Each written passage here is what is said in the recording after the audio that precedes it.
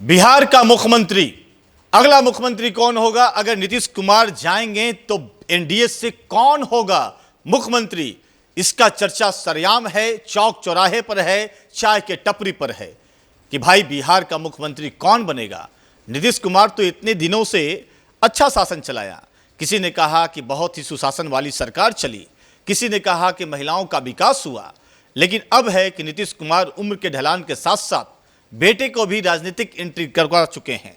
लेकिन उन पर हमेशा आरोप विपक्ष पर लगाते आए हैं कि ये परिवारवाद पार्टी है, और इसको लेकर तेजस्वी प्रसाद यादव ने भी आज 1 घंटा पहले सोशल मीडिया पर तंज भी कसा है कि परिवार वो नहीं होता है जिसका बेटा राजनीति में आ जाए तो परिवारवाद नहीं कहते हैं, कई तरह का। इसको लेकर उन्होंने कहा है कि नॉनवेज खाइए और ग्रेवी हड्डी से परहेज कीजिए और उसके रस जो ग्रेवी है वो खा लेंगे, ऐसा तेजस्वी यादव ने इस तरह का कुछ पोस्ट किया है।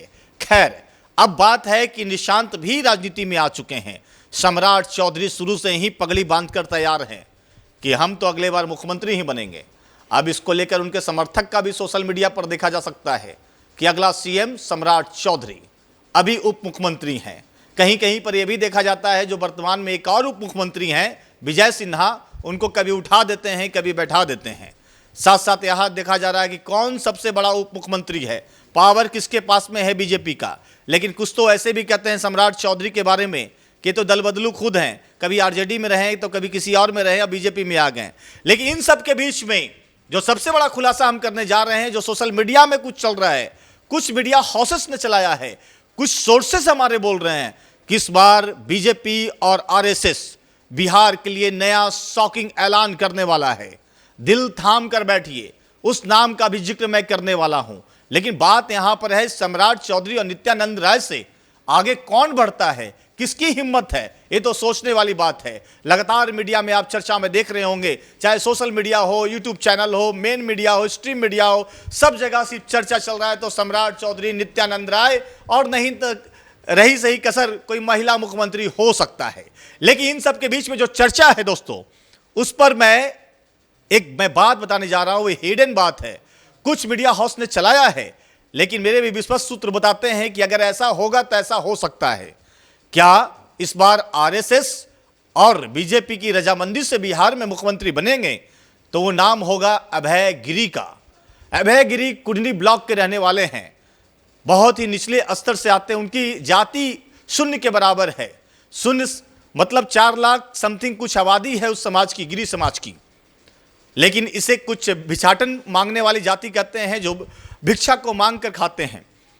लेकिन ये ब्राह्मण समाज का भी एक अंग बताते हैं कि भाई ब्राह्मण समाज से भी हैं। कहीं पर यह जाति देखा जाए तो मठाधीश होते होंगे, देखते होंगे, बहुत सारे मंदिर में पुजारी का भी काम करते हैं। ले दे के देखा जाए तो ब्राह्मण की ही श्रेणी में आते हैं। इनकी आबादी बहुत ही कम है बिहार में। तो क्या अभय गिरी पर बीजेपी और आरएसएस दांव लगाने वाली है? अगर ये सच साबित होता है तो मेरी भी खबर सच ही साबित होगी। लेकिन देखिए, अब तो देखने वाली बात होगी कि बीजेपी और आरएसएस हमेशा हिडन ऐलान होता है, अंत समय में ऐलान होता है। जिस तरह से आपने देखा होगा, कई राज्यों में आपने सुना होगा कि बीजेपी ने अंतिम समय में किसका ऐलान कर दिया जिसे कोई जानता भी नहीं था। लेकिन ऐसी बात नहीं है। अभय गिरी को कुछ लोग जानते नहीं होंगे, लेकिन उन्होंने बीजेपी और आरएसएस के लिए संगठन, कई राज्यों के संगठन मंत्री रहे हैं। यूं कहा जाए तो बीजेपी के अंदर खाने में और आरएसएस के अंदर खाने में उन्होंने इतना अच्छा काम किया, इतना अच्छा काम किया है कि दिल्ली से लेकर नागपुर और बिहार से लेकर नागपुर तक ही धमक आ रहा है, चर्चा चल रहा है तो अभय गिरी का। लेकिन अब देखने वाली बात होगी कि मेरी इस खबर में कितनी सत्यता है। चूंकि बीजेपी, एक बार फिर से मैं कह रहा हूं कि हिडन फैसला लेती है, लेकिन जो हमारे सोर्सेस थे उसके आधार पर हमने आज सोचा कि इस बात को मैं शेयर करूं। क्या सच भी साबित हो सकता है? नहीं तो एक बार फिर से सम्राट चौधरी या कोई और होंगे मुख्यमंत्री। आपकी क्या प्रतिक्रिया है, जरूर बताएंगे।